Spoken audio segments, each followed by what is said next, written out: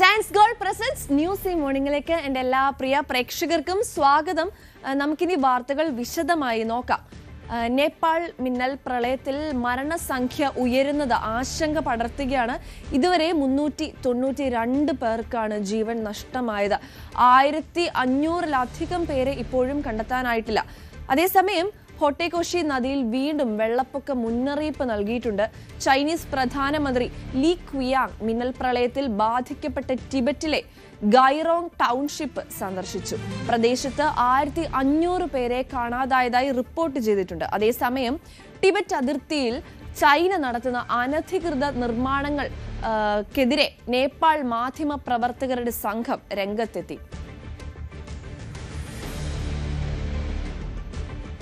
വാർത്തയുടെ കൂടുതൽ വിവരങ്ങളുമായി ലൈവ് നമ്മുടെ ന്യൂസ് ഡെസ്കിൽ നിന്നും വി വിനോദാണ് ഇപ്പോൾ നമ്മളോടൊപ്പം ചേരുന്നത്. Vinod, good morning. നേപ്പാളിലെ ഈ ദുരന്തത്തിൽ ഇന്നലെ 100-ന് മുകളിലായിരുന്നു മരണസംഖ്യ എങ്കിൽ ഇന്നിപ്പോൾ അത് 400-നോട് അടുത്തിരിക്കുകയാണ്. മരണസംഖ്യ കുത്തനെ ഉയരുന്ന ഒരു സാഹചര്യമാണ്. ഇത് തീർച്ചയായും ഭീതി ജനിപ്പിക്കുന്നില്ലേ?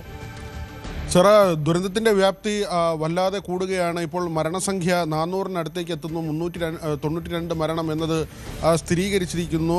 നേപ്പാളിൽ 910 പേരും ടിബറ്റിൽ 558 പേരെയും കാണാതായിട്ടുണ്ട്. ഏതാണ്ട് 1500-നടുത്ത് ആളുകളെയാണ് കാണാതായിട്ടുള്ളത്. ഇതിൽ പലരും മരിച്ചിട്ടുണ്ടാകും എന്ന് തന്നെയാണ് നിഗമനം. 31 രാജ്യങ്ങളിൽ നിന്നുള്ള ആളുകൾ ഇവിടേക്ക് എത്തിയിരുന്നു. ഈ അപകടത്തിൽപ്പെട്ടതിൽ 31 രാജ്യങ്ങളിലെ ആളുകൾ ഉൾപ്പെട്ടിട്ടുണ്ട്.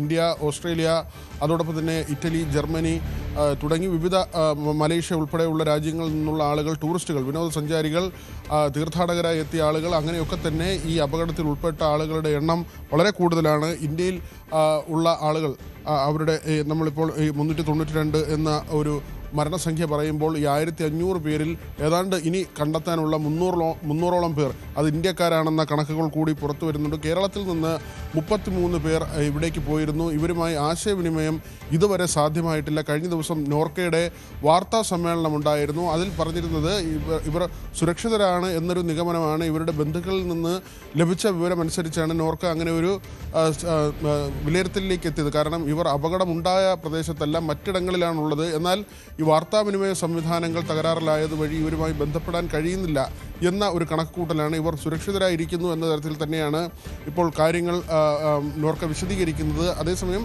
ഇന്ത്യ അടക്കമുള്ള രാജ്യങ്ങളുടെ ഭാഗത്തു നിന്നുള്ള സഹായം നേപ്പാളിലേക്ക് എത്തുന്നുണ്ട്. 2 വിമാനങ്ങളാണ്, മരുന്നും ഭക്ഷ്യവസ്തുക്കളുമായി 2 വിമാനങ്ങളാണ് നേപ്പാളിലേക്ക് എത്തിയത്. അതിൽ ആദ്യത്തേത് 10 ടൺ സാധനങ്ങളടങ്ങിയ വിമാനമായിരുന്നു. രണ്ടാമത്തേത് 33 ടൺ സാധനങ്ങളടങ്ങിയ വിമാനമാണ് എത്തിയത്. പ്രത്യേകിച്ച് വസ്ത്രങ്ങൾ, മരുന്ന്, അവർക്കുള്ള ഈ താൽക്കാലിക ലൈറ്റുകൾ, കാരണം ഈ വൈദ്യുതി ലൈനുകളെല്ലാം തന്നെ അവിടെ തകരാറിലാകുന്ന സാഹചര്യമാണ്. ഏതാണ്ട് 14 ജലവൈദ്യുത പദ്ധതികൾ പൂർണ്ണമായി തകർന്നു പോകുന്ന സാഹചര്യമുണ്ടായി. അങ്ങനെ അവർ ഒറ്റപ്പെടുന്ന ഭക്ഷ്യവസ്തുക്കൾ തന്നെ, പാകം ചെയ്ത ഭക്ഷ്യവസ്തുക്കൾ പരമാവധി എത്തിക്കാനുള്ള ശ്രമമാണ് നടത്തുന്നത്. മറ്റ് രാജ്യങ്ങളുടെ ഭാഗത്തു നിന്നുള്ള സഹായം കൂടി വരുന്നുണ്ട്. റഷ്യ, ഉക്രൈൻ തുടങ്ങിയ രാജ്യങ്ങളിൽ നിന്നുള്ള സഞ്ചാരികളും ഈ അപകടത്തിൽ ഉൾപ്പെട്ടിട്ടുണ്ട്. അങ്ങനെ ലോകത്തിൻ്റെ വിവിധ കോണുകളിൽ നിന്ന് എത്തിയ സഞ്ചാരികൾ ഈ അപകടത്തിൽപ്പെട്ടിട്ടുണ്ട്. ഇവർക്ക് വേണ്ടിയുള്ള തിരച്ചിൽ തുടരുന്നുണ്ട്. മൃതദേഹങ്ങൾ പലതും ഇന്ത്യയിലെ നദികളിലേക്ക് ഒഴുകിയെത്തുന്ന ഒരു സാഹചര്യമുണ്ട്.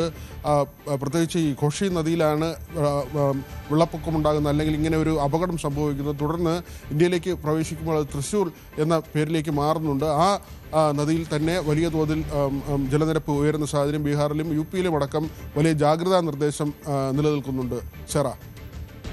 വിനോദ്, ഒപ്പം ഈ ചൈനയ്ക്കെതിരെ ഇപ്പോൾ ഒരു അധിക്ഷേപം ഉയരുന്നുണ്ട്. അതായത് ചൈന നടത്തിയ അനധികൃതമായ നിർമ്മാണങ്ങളുടെ ബാക്കിയായാണ് ഇപ്പോൾ ഇങ്ങനെ ഒരു സംഭവം ഉണ്ടായത്. അതിനെ സംബന്ധിച്ച് എന്തൊക്കെയാണ് കൂടുതൽ വിവരങ്ങൾ? ഒപ്പം ഈ നമ്മുടെ ഇന്ത്യയിലേക്ക് മൃതദേഹങ്ങൾ ഒഴുകിയെത്തുന്നത് അതും നമുക്ക് ബുദ്ധിമുട്ടുകൾ സൃഷ്ടിക്കുന്നില്ലേ? പ്രധാനമായും ഇപ്പോൾ നേപ്പാളിലെ മാധ്യമപ്രവർത്തകർ ചൈനയ്ക്കെതിരെ രംഗത്ത് വന്നിട്ടുണ്ട്. അവരുടെ കൂട്ടായ്മയുടെ പ്രതികരണമാണ്. എക്സിലാണ് അവർ അങ്ങനെ ഒരു പ്രതിഷേധം രേഖപ്പെടുത്തുന്നത്. കാരണം നേരത്തെ തന്നെ നിലനിൽക്കുന്ന ഒരു ആക്ഷേപമാണ് ടിബറ്റിൻ്റെ പല മേഖലകളിലും, അത് ചൈനയുടെ കൈവശമുള്ള മേഖലകളിൽ അവർ അല്ലെങ്കിൽ അങ്ങനെ അധീനപ്പെടുത്തിയ മേഖലകളിലൊക്കെ തന്നെ നിർമ്മാണ പ്രവർത്തനങ്ങൾ നടക്കുന്നു. പ്രത്യേകിച്ച് ഡാമുകളുടെയും മറ്റ് ജലവൈദ്യുത പദ്ധതികളുടെയും ഒക്കെ തന്നെ നിർമ്മാണങ്ങൾ നടക്കുന്നു. ഇത് പരിസ്ഥിതി ലോല പ്രദേശത്ത് വലിയ പ്രത്യാഘാതമുണ്ടാക്കും. ഉണ്ടാക്കുക. അങ്ങനെ ഉണ്ടായ ഒരു അപകടമാണ് ഇപ്പോഴത്തെന്ന വിലയിരുത്തലാണ് പുറത്തു വരുന്നത്. ഓസ്ട്രേലിയയിലെ ഇത്തരത്തിലുള്ള ശാസ്ത്രജ്ഞർ ഉൾപ്പെടെയുള്ളവർ ഇക്കാര്യം സൂചിപ്പിക്കുന്നുണ്ട്. അവർ ഈ സാറ്റലൈറ്റ് ചിത്രങ്ങൾ ചൂണ്ടിക്കാട്ടിയാണ് ഇങ്ങനെ ഒരു ആരോപണം ഉന്നയിക്കുന്നത്. അതാണിപ്പോൾ നേപ്പാളിലെ മാധ്യമപ്രവർത്തകർ ഏറ്റെടുത്തിരിക്കുന്നത്. കാരണം ഈ സാറ്റലൈറ്റ് ചിത്രങ്ങളൊക്കെ തന്നെ പരിശോധിക്കുമ്പോൾ പലയിടങ്ങളിലായി ഇങ്ങനെ പരിസ്ഥിതി ലോല പ്രദേശത്ത് ചൈനയുടെ നിർമ്മാണങ്ങൾ നടക്കുന്നുണ്ട്. അത് ടണലുകൾ, ഈ വെള്ളം കൊണ്ടുപോകുന്നതിനുള്ള ടണലുകളുണ്ട്, വൈദ്യുത പദ്ധതികളുണ്ട്, ഹഡൽ പദ്ധതികൾ പലയിടങ്ങളിലായി നടക്കുന്നുണ്ട്, ഡാമിൻ്റെ പ്രവർത്തനങ്ങൾ നടക്കുന്നുണ്ട്. അങ്ങനെ വൻതോതിൽ ടിബറ്റിൻ്റെ മേഖലകൾ കേന്ദ്രീകരിച്ച് ചൈനയുടെ ഇത്തരം പ്രവർത്തികൾ നടക്കുന്നുണ്ട്. അങ്ങനെ ഒരു പ്രവർത്തനവും അവിടെ ഉണ്ടായ ആ പരിസ്ഥിതി ആഘാതവുമാണ് ഇപ്പോഴത്തെ അപകടത്തിന് കാരണമായതെന്ന വലിയ തരത്തിലുള്ള ആക്ഷേപം ചൈന നേരിടുകയാണ്.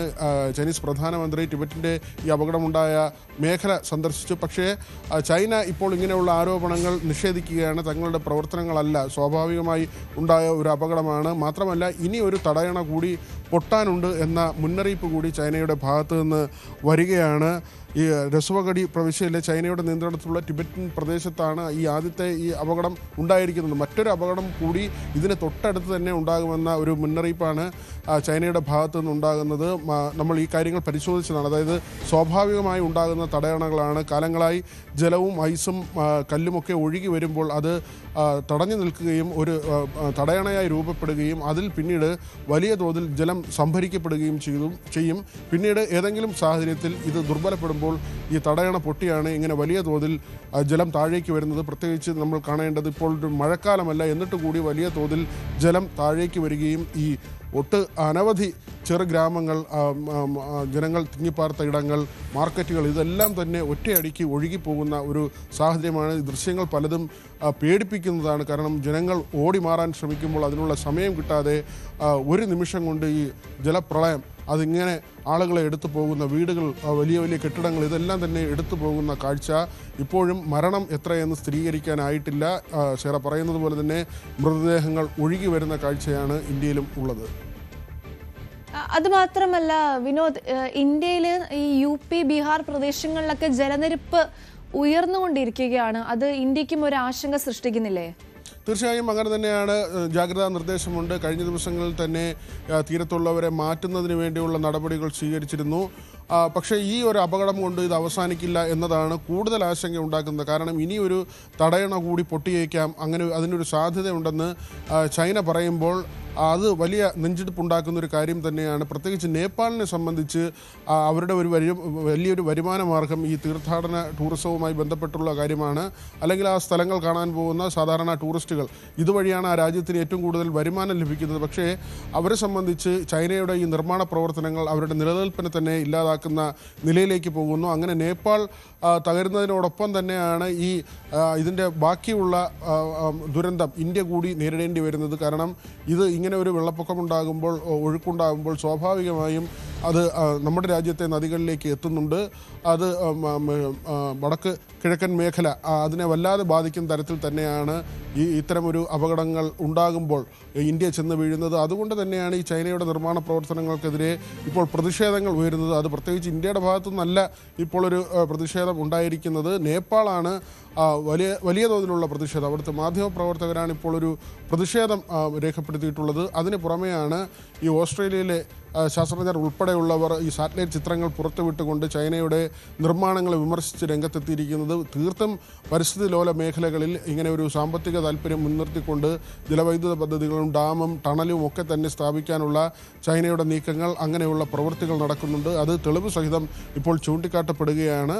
നമ്മളെ സംബന്ധിച്ച് ബീഹാറും UPയും ഉൾപ്പെടെയുള്ള സംസ്ഥാനങ്ങൾക്ക് ഇപ്പോഴത്തെ വെള്ളപ്പൊക്കം ഒരു ഭീഷണി തന്നെയാണ്. അത് വരും കാലത്തും അങ്ങനെ ഒരു ഭീഷണി നിലനിൽക്കുന്നു എന്ന് തന്നെയാണ് കൂടുതൽ ആശങ്ക ഉണ്ടാക്കുന്നത്. സെറ.